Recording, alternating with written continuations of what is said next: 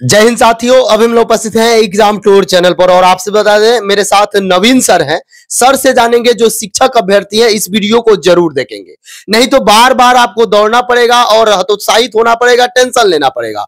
सबसे पहले बता दें, चर्चा करेंगे सब्जेक्ट कॉम्बिनेशन को लेकर। यदि साइंस में सब्जेक्ट कॉम्बिनेशन आप गलत कर दिए हैं, क्या उसका उपाय है? अदर स्टेट वाले महिला या पुरुष हैं, उनको सीटेट में कितना अंक होना चाहिए? बीबीए जो किए हैं और सीटेट पेपर 2 पास हैं, उनके पास क्या ऑप्शन है? एनआईओएस से यदि आप डीएलएड किए हैं या बीएड किए हैं तो आपके पास क्या ऑप्शन है? यदि आपका सब्जेक्ट कॉम्बिनेशन में या पीजी में आपके पास मूल पर बहुत सारा जो आपका प्रश्न था, वह सर से चर्चा करेंगे। सर, आपका स्वागत है एग्जाम पे। जी, बहुत बहुत धन्यवाद। सर, रजिस्ट्रेशन चालू है, 5 तारीख से अभ्यर्थी रजिस्ट्रेशन कर रहे हैं। बहुत सारे लोग गलत कर दे रहे हैं, तो रजिस्ट्रेशन के समय तो सुधार हो जाएगा अध्यक्ष पेमेंट करने के बाद। सबसे पहले तो आपको धन्यवाद, और दूसरा ये एक महत्वपूर्ण बात है जी कि जैसे अभी फॉर्म भरा जा रहा है, तो बहुत सारे अभ्यर्थी को हम देख रहे हैं, कई हमको कॉल भी किए हैं कि वो डायरेक्ट फॉर्म भर करके सारा प्रोसेस एक ही बार में पूरा कर दिए और पेमेंट भी कटवा लिए, गलती करके फोन कर रहे हैं। तो सवाल, जब अभी आपके पास समय है तो पहले रजिस्ट्रेशन कर लें, और उसके बाद फिर जब फॉर्म भरेंगे तो कई बार उसको आप चेक करें, क्योंकि एक बार फाइनल सबमिट करके एक बार चेयरमैन सर भी, रेलवे के चेयरमैन सर से भी हमारी बात हुई थी, तो उन्होंने स्पष्टतया एक बात, चाहे किसी भी एग्जाम के बच्चे तैयारी करते हों, तो हमको बताए थे कि स्टूडेंट को हमेशा आप इस चीज के लिए करेज कीजिए, इस चीज के लिए इस बात को बताइए कि किसी भी सूरत में अगर आप सही तरीके से फॉर्म भर दिए तो आप समझिए कि एक चरण आप ऐसे ही पास कर गए, अगर सही से भर दिए। तो इसलिए आप पहले फॉर्म भर लेते हैं, बाद में जब गलती होता है तो आप कहते हैं साइबर कैफे वाला ऐसे कर दिया, फलना सर हमको ऐसे सजेस्ट कर दिए, ऐसे हमको गाइड कर दिए।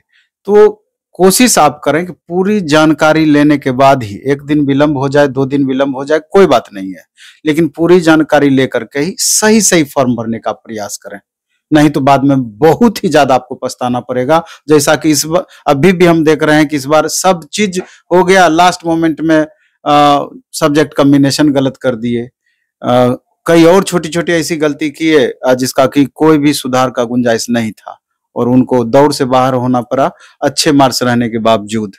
इन बातों पर एकदम ध्यान देना चाहिए। सर, एक काम ये हो सकता है, जो अभ्यर्थी ऑनलाइन अप्लाई कर रहे हैं वो सबसे पहले फॉर्म को भर लें और पेमेंट करने से पहले उसका जीरोक्स निकलवा ले या स्क्रीनशॉट लेकर एक मिला ले और तब फॉर्म भरें, क्योंकि साफ हिदायत दिया गया है कि दूसरा मौका नहीं मिलेगा। एकदम स्टूडेंट को करना चाहिए, अगर प्रिंट आउट निकाल सकते हैं तो इससे बेहतर कुछ नहीं है। घर पे एक बार अपने से मिला लें।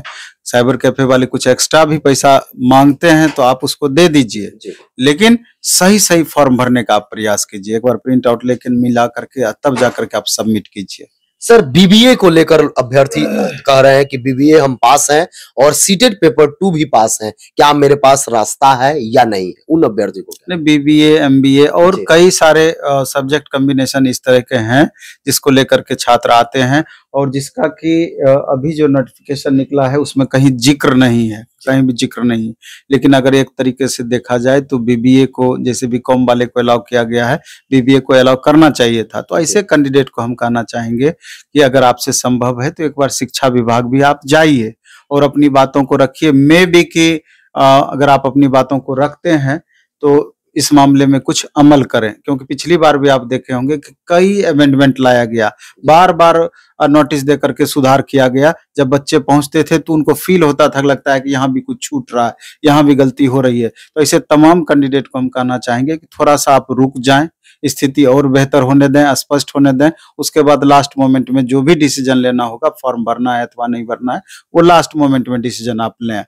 और इसी तरीके से एक बात और है कि जो कॉम्बिनेशन में छात्र गलती किए हैं साइंस वाले में, और हमको लगता है कि 10,000 प्लस ऐसे बच्चे हैं जिनका कि एक्चुअल मैथ पेपर होना चाहिए था, लेना चाहिए था, वो गलती से साइंस एस्टेट में भर करके और एस्टेट पास भी कर गए हैं और अभी तैयारी भी कर रहे हैं, लेकिन उनको पता नहीं चल रहा है कि आखिर हम करें तो क्या करें।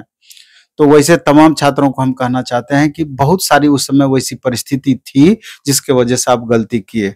वैसे आपको जब भी अभी भी फॉर्म भर रहे हैं तो पूरा नोटिफिकेशन एक बार तमाम सारे छात्र पढ़कर तब फॉर्म को भरें, एक एक पहलू को आप समझ लें। और यही गलती उस समय भी हुई है। उस समय क्या हुआ कि टीचर का लास्ट मोमेंट में एग्जाम होने वाली थी, स्टूडेंट पूरी तरह से उधर लगे हुए थे। इसी बीच में स्टेट का फॉर्म आया, समय बहुत कम दिया गया और हड़बड़ा करके फॉर्म भरे, वो पूरा नोटिफिकेशन नहीं पढ़े। उनको लगता था कि केमिस्ट्री ऑनर्स है तो साइंस ही होगा, भर दिए।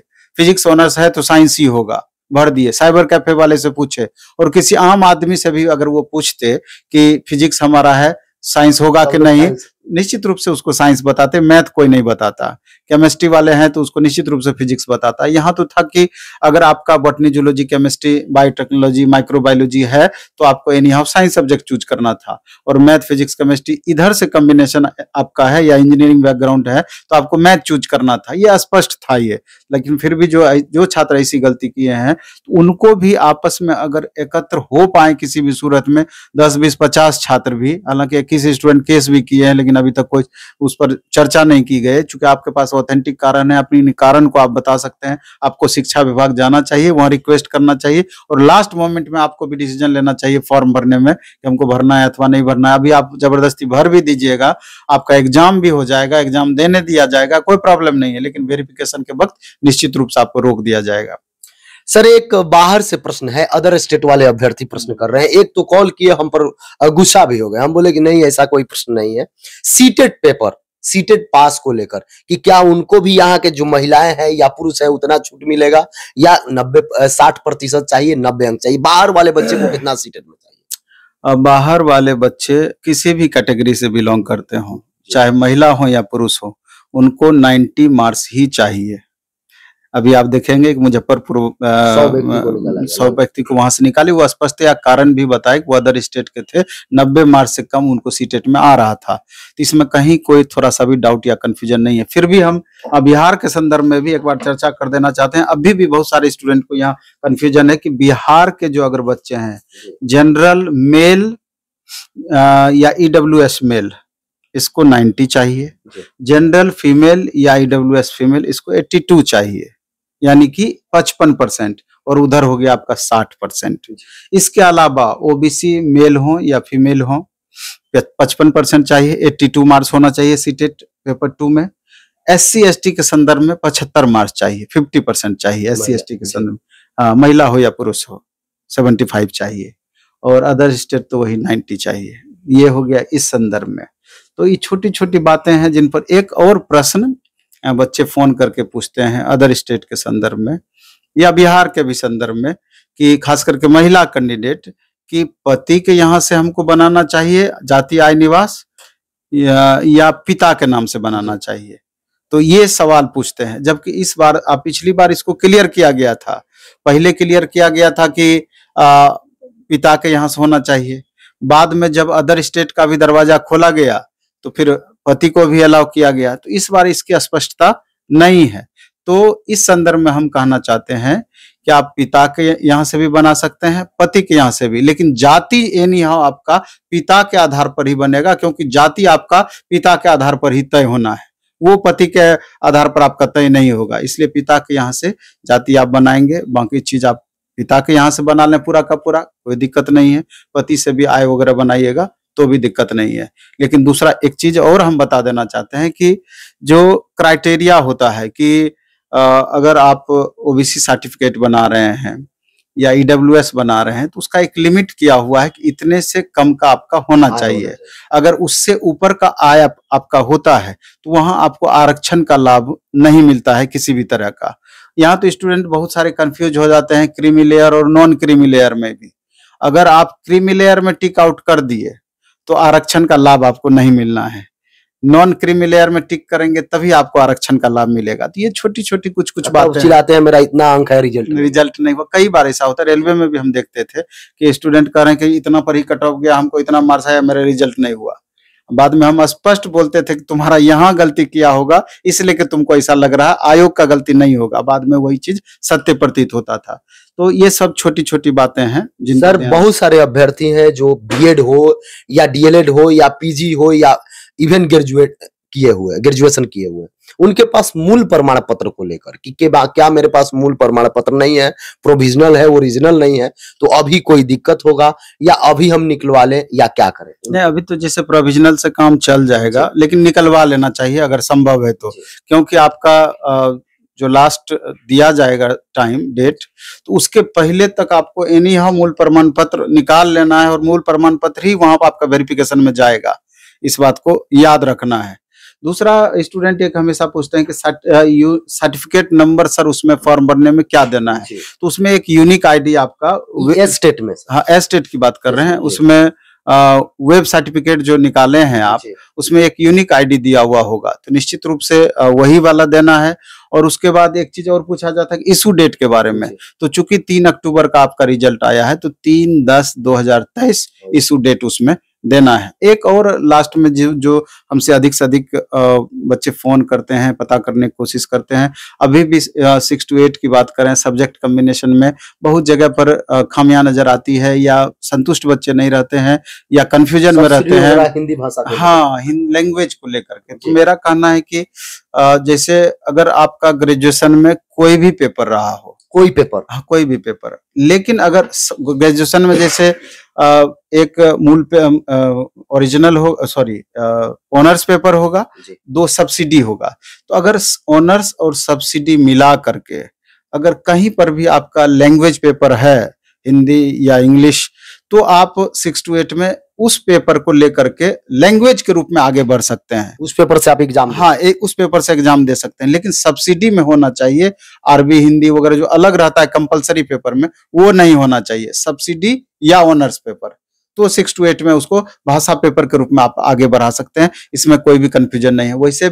वैसे छात्र जो कि ग्रेजुएशन में जिनका लैंग्वेज पेपर है, उनसे हम रिक्वेस्ट करना चाहते हैं कि अभी भी अगर आप देखेंगे कंपटीशन लेवल की बात करेंगे, तो सबसे कम कंपटीशन लैंग्वेज में संस्कृत में है, उसके बाद इंग्लिश में है, उसके बाद हिंदी में है, उसके बाद सबसे ज्यादा कंपटीशन सोशल साइंस में है, उसके बाद साइंस में है। इस तरह की बातें आपका है, और अगर आपको मौका मिल रहा है तो लैंग्वेज पेपर का लाभ निश्चित रूप से उठाना चाहिए। NIOS से विद्यार्थी जो कर रहे हैं, उनको लेकर कुछ समस्या है कि क्या मेरा मान्य होगा कि नहीं मान्य होगा, जबकि 6ठा चरण में भी मान्य हुआ, 7वां चरण में भी हुआ, तो इसमें भी होगा? नहीं, मान्य तो होगा, लेकिन उससे रिलेटेड एक सवाल जो आता है हमको, मैक्सिमम बच्चे जो करते हैं कि सर हमारा जैसे NIOS से DLED किए, उसके बाद ग्रेजुएशन हमारा रेगुलर है या कोरेस्पोंडेंस, और एक रेगुलर की बातें जब भी आती है तो यहाँ पर समस्या आती है। कल हम ही पता करने की कोशिश किए, वैसे रेलवे इसको नहीं मानती है,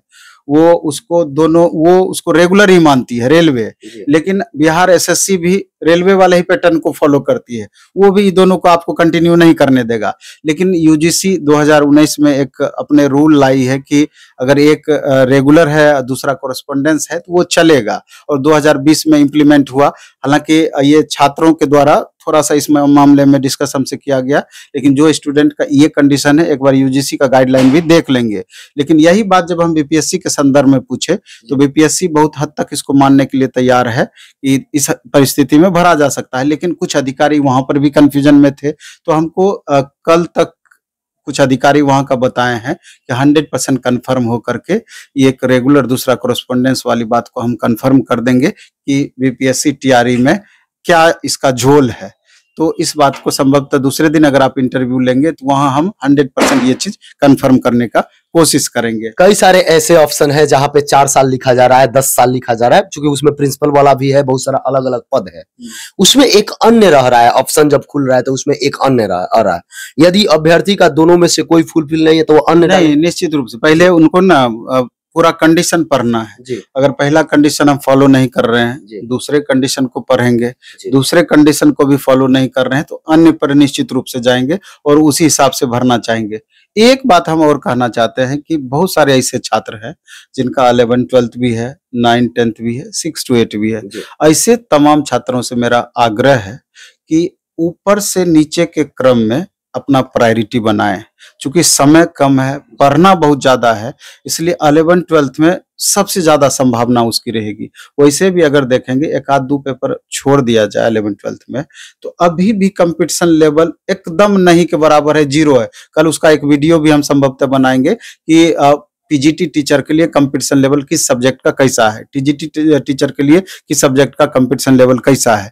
तो 11th-12th में अभी भी समझिए कि एक तरीके से मैक्सिमम सब्जेक्ट में कंपटीशन लेवल 0 है, क्योंकि पिछली वैकेंसी का बचा हुआ सीट इस वैकेंसी में ऐड होगा, तो वहां पर बच्चों को फायदा मिलेगा 11th-12th में। इसलिए जिन भी छात्रों का 11th-12th में है पूरा जी जान लगा दें 11th-12th के लिए। इसलिए हम लास्ट मोमेंट में अभी 11th-12th में कल से ऑफलाइन में भी ऑनलाइन प्लेटफॉर्म बाय नवीन कुमार सिंह ऐप पर एकदम मिनिमम फी में हिस्ट्री, पॉलिटी, इकोनॉमी, ज्योग्राफी और हिंदी, इंग्लिश, मैथ, इस सारे पेपर का एकदम एक्सपर्ट टीचर जो यूपीएससी के पढ़ाने वाले टीचर हैं उनके द्वारा एक बैच दिए हैं। तो हमको लगता है कि जिन छात्रों को जरूरत है तो इसका लाभ 100% उठा सकते हैं। बाकी 6 to 8, 9, 10th का तो चल ही रहा है। और फिर हम बताना चाहते हैं कि गंगा घाट पे प्रत्येक रविवार मॉर्निंग में 6:30 बजे फ्री ऑफ कॉस्ट 3 तरह का टेस्ट हम लेते हैं। एक 6 to 8 social science, 6 to 8 science and math और 9, 10th मैथ का। तो जो भी छात्र पटना में रहते हैं वो गंगा घाट 6:30 बजे एनआईटी घाट पे पहुंच के इसका लाभ उठा सकते हैं। और जो पटना से बाहर के छात्र हैं, प्लेटफॉर्म बाय नवीन कुमार सिंह टेलीग्राम चैनल अपना है, वहां जा करके वहां से उसी क्वेश्चन को वहां टेस्ट जब समाप्त हो जाता है उस पर हम डाल देते हैं, तो उसको आप डाउनलोड करके उस पर आप टेस्ट दे सकते हैं। और जब हम रिजल्ट इसका पब्लिश करेंगे उस रिजल्ट में आप अपना स्थान देखने का कोशिश करेंगे कि हमारा रैंक एक्चुअल में इतने सारे छात्रों के बीच क्या रह पाता है। जो भी अभ्यर्थी यदि शिक्षक बनना चाहते हैं, शिक्षक की तैयारी कर रहे हैं, तो इस वीडियो को देखें और समझें। एक बात बता दें, यदि आपको कहीं भी इसके बावजूद फॉर्म भरने में कोई दिक्कत हो किसी भी प्रकार का, तो कमेंट बॉक्स में कमेंट कीजिएगा। और एक बात बताएं, जो भी टेस्ट होता है तो यहाँ 2000-4000 बच्चे बैठ के देते हैं, तो इसमें आप यदि रूम पर भी बैठ के टेस्ट दे रहे हैं तो आपका कितना अंक आ रहा है, इन बच्चों का कितना अंक आ रहा है, एक स्कोर मिलाइए। मैं इस पर हमेशा से डिस्कस करता हूं ताकि आप भी अपना देख ले कि 10,000 में कितना आपका स्थान होगा तो 1 लाख में कितना आपका रैंक आ सकता है। इन सारी चीज को देखना चाहिए। सर, समय देने के लिए बहुत बहुत धन्यवाद। जी, बहुत बहुत आभार।